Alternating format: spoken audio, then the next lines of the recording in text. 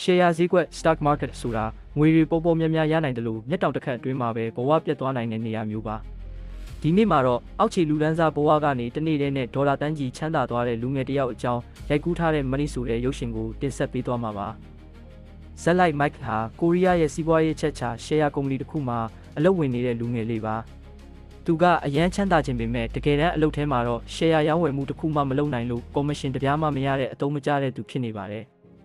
ရုံးကလူတွေရဲ့အနှိမ်ခံအလုပ်ထုတ်ခံရခါနီးဘဝနဲ့စိတ်သက်ကြနေတဲ့အချိန်မှာတော့သူ့ဘဝကိုပြောင်းလဲပေးမဲ့အခွင့်အရေးတစ်ခုရောက်လာပါတယ်အဲ့ဒါကတော့သူ့ရဲ့စီနီယာဖြစ်သူကနေတဆင့်ဂျက်လို့ခေါ်တဲ့လှုပ်ဝက်ဆန်းကျဲတဲ့ပုံကိုကြီးတယောက်နဲ့မိတ်ဆက်ပေးလိုက်တာပါဒီဂျက်ဆိုတဲ့လူက share ဈေးကွက်ကိုနောက်ွယ်ကနေကျိုးကင်ပြီးကစားနေတဲ့ဂူယူကြီးပေါ့ဂျက်က Mike ကိုဖုန်းတစ်လုံးပေးပြီးငါခိုင်းတဲ့အတိုင်းပဲလုံမင်းဘာမှစဉ်းစားစရာမလိုဘူးလို့ညွှန်ကြားပါတယ် Mike ဟာဂျက်ရဲ့အမိန့်အတိုင်းတရားမဝင် share ကစားမှုတွေကိုစလုပ်ပါတော့တယ်ကစားရင်းဂျက်ပေးတဲ့ပတ်စံတွေနဲ့ပျော်မဆုံးဖြစ်နေတော့မှပဲထူးဆန်းတဲ့အဖြစ်အပျက်တွေစဖြစ်လာပါတယ်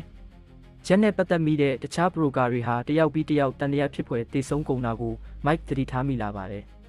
တငယ်ချင်းလိုခင်ခဲ့ရတဲ့သူတွေအတူတူအလုပ်လုပ်ခဲ့တဲ့သူတွေဟာမတော်တဆလိုကိုတက်တည်တယ်လို့နဲ့လောကကြီးထဲကပျောက်ကွယ်သွားကြပါတယ်အဲ့ဒီအချိန်မှာပဲ Mike တယောက်ကြက်တီးထစရာအမှန်တရားတစ်ခုကိုသိလိုက်ရပါတယ်သူဟာချက်အတွက်တော့ငွေရှာပေးတဲ့လက်နက်တစ်ခုတက်ပဲဖြစ်ပြီးအသုံးမလိုတော့တဲ့အချိန်ဒါမှမဟုတ်အမှုပေါ်လာတဲ့အချိန်မှာအသက်ခံရမယ့်စည်ရင်းထဲမှာသူလဲပါဝင်နေတယ်ဆိုတာကိုရိပ်မိသွားတဲ့အခါမှာတော့